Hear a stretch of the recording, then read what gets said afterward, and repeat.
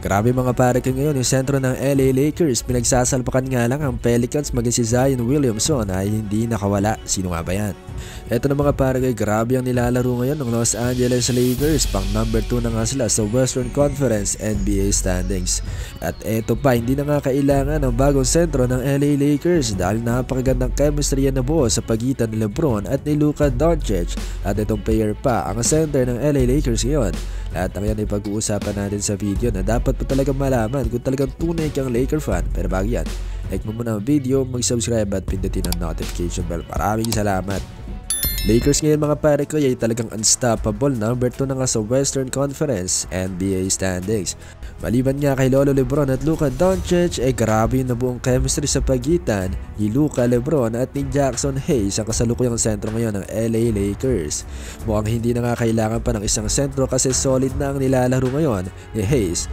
Ang taas niya ay 7 feet at mabilis din mga pare ko sa court. Swak na swak sa sistema ng Lakers. Sa kasalukuyang season, nag-average siya ng 6.4 points, 4.5 rebounds at 1 assist per game. Pero nitong mga nakaraang laro mga pare ko, grabe itong si Jackson Hayes. Gumawa lang naman kasi mga pare ko ng 19 points si Jackson Hayes kontra sa Pelicans. 8 out of 8 sa field. Sa free throw naman 3 out of 3. May 10 rebound. Sa 24 minutes na paglalaro, talagang grabing stats yan para sa batang-batang si Jackson Hayes na 24 years old pa nga lang.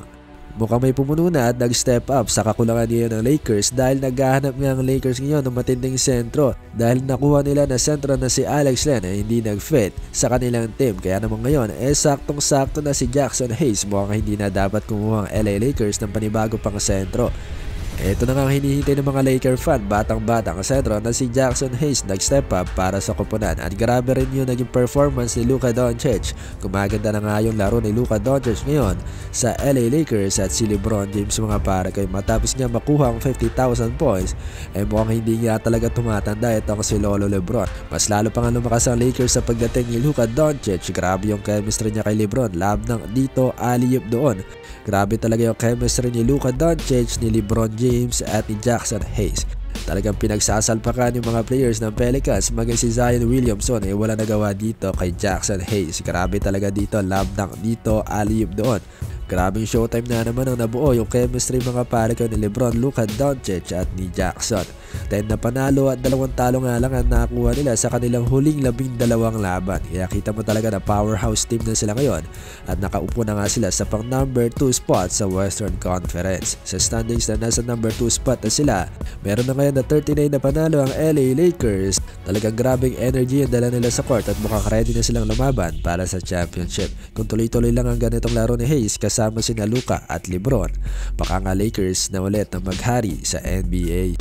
Ikaw, ano masasabi mo dito kay Jackson Hayes at sa nabuong chemistry sa pagitan nilang tatlo nila Luka Doncic at ni Lolo LeBron? Sabi pa nga ni Jackson Hayes pagkatapos ng labang kontra Pelicans, napakadali nga lang daw ng basketball kapag kasama mo si LeBron James at Luka Doncic. Dalawang superstar ba naman yan? Sigurado makaka-attract yan ng depensa. Anong say mo dito? Anong masasabi mo kay Jackson Hayes? Kailangan pa bang humanap ng bagong sentro ng LA Lakers? So swak na nga itong batang-batang 7-footer na si Hayes para sa LA Lakers. Grabe talaga yung performance ngayon ng batang ito. Double-double nga agad ang ginawa para sa Los Angeles Lakers. Ano masasabi mo dito? Magkomento ka lang dyan sa ibaba.